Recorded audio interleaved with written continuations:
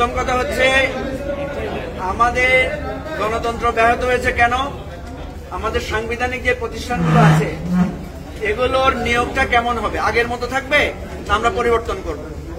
আমাদের অধিকাংশ দলের মতামত ছিল যে আমরা পরিবর্তন করব। আগের মতো যেটা ছিল সেটা হচ্ছে শেখ হাসিনা যাকে চেয়েছেন তাকেই দুদকের চেয়ারম্যান, তাকেই প্রধান নির্বাচন কমিশনার বানানো হয়েছে। সুতরাং পরিবর্তনের পক্ষে দেখা গেছে বেশিরভাগ লোক। এখন পরিবর্তনের ব্যাপারে কারো দ্বিমত নাই, কিন্তু পরিবর্তনের যখনই আমরা নীতি নিয়ে আলোচনা করলাম তখন দেখলাম যে আবার শেখ হাসিনার ফ্যাসিবাদী নীতি কারো কারো পছন্দ, সেটা রেখে দিতে চাচ্ছে। সুতরাং আমরা দেখলাম যে বিএনপি আজকে একটা প্যাকেজ প্রস্তাব করেছিল প্রথমে, যে প্রধানমন্ত্রীর 10 বছর ওনারা মানবেন যদি আমরা এই যে কমিটির বিষয়টাতে আমরা না থাকি।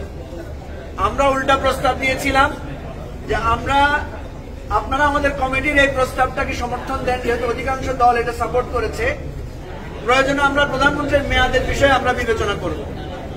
দেখা গেল সেটাতে ওনারা আসেন না। যে কোনো আলোচনায় আমরা মনে করি যে একটা সমঝোতামূলক আলোচনা ছাড়া ঐক্যমতে পৌঁছানো যাবে না। আজকে আমরা মিটিং এর ফাঁকে বিভিন্ন আলাপের চেষ্টা করেছিলাম সেরকম একটা সমঝোতা পৌঁছার জন্য, কিন্তু সেটা আমরা পারলাম না। এখন কথা হচ্ছে যে আপনি সংস্কারও চাইবেন, পরিবর্তনের কথাও বলবেন, কিন্তু সংস্কার বা পরিবর্তনের আলোচনাগুলো তো যখন আসবেন তখন নানা রকমের বাধা বিপত্তির কথা আসবে। যেমন একটা কথা বারবার আসছে যে নির্বাহী ক্ষমতা প্রধানমন্ত্রীর হ্রাস হচ্ছে কিনা। প্রধানমন্ত্রীর তো দায়িত্ব না, নির্বাচন যিনি করবেন, নির্বাচন আমরা যারা করব, আমরাই যদি প্রধান বিচারপতি একজন নিয়োগ দিই তাহলে তো হবে না। সেই জন্য প্রধান নির্বাচন কমিশনার যদি নিয়োগ দিই তাহলে তো হবে না। সেই জন্য আমরা বলেছি যে একটা কমিটি, যে কমিটিতে প্রধানমন্ত্রী থাকবেন, বিরোধী দলের নেতা থাকবেন, স্পিকার থাকবেন এবং বিরোধী দলের পক্ষ থেকে অন্যান্য দল থেকে একজন প্রতিনিধি থাকবেন। এদের মাধ্যমে যদি দুদকের চেয়ারম্যান, প্রধান নির্বাচন কমিশনার এবং পিএসসি চেয়ারম্যান সহ এই সাংবিধানিক পদগুলোতে নিয়োগ হয় তাহলে তো নিরপেক্ষতাটা কিছুটা হলে রক্ষা হবে।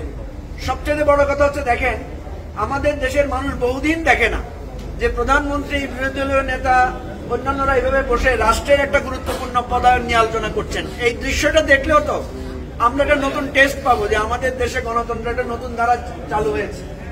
সুতরাং আমরা আজকে ভালো লেগেছে যে অধিকাংশ দল এটাকে সাপোর্ট করেছে, অন্যান্য যারা সাপোর্ট করেন নাই তাদের সুরটাও কিছুটা নরম হয়ে এসেছে। কিন্তু আমরা আবারও বলছি যে আমরা যদি এত আলোচনা, এত আয়োজনের মধ্যে যদি ঐক্যমতে পৌঁছাতে না পারি সেটা হবে দুঃখজনক। আমরা চাই যে আমরা যাতে ঐক্যমতে পৌঁছাতে পারি। সবাইকে ধন্যবাদ।